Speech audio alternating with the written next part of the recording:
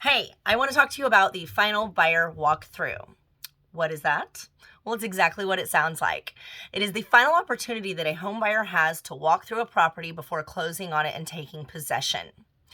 You want to do this final buyer walkthrough as close to closing time as possible. So, the morning of, a few hours before, or the night before, if you must.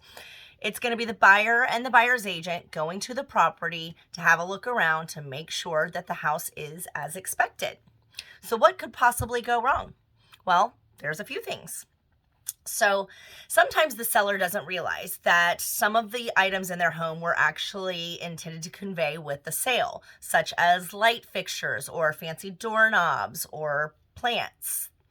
And you want to go and make sure that everything that was negotiated in the purchase of sale is actually still there. You want to make sure that your cabinet pulls are still there. You want to make sure that if you purchased a refrigerator, that they left it there and that it's the right one.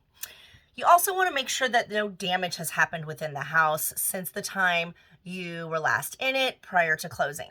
So when the seller's moving out, they may accidentally scuff a wall or even punch a hole in it when they're moving their sofa.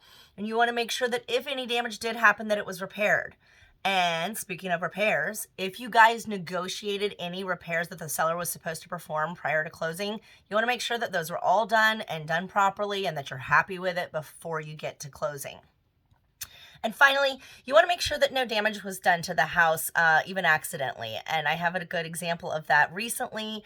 I had a buyer who was purchasing a home.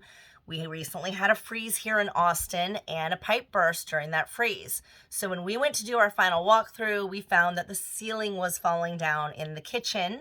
And because it was still in the seller's possession at the time that this happened, the seller was the one responsible for getting those repairs done, luckily. And so we delayed our closing a couple of days. The seller had it all fixed up, and then my buyers were able to purchase their home in the way they expected it to be.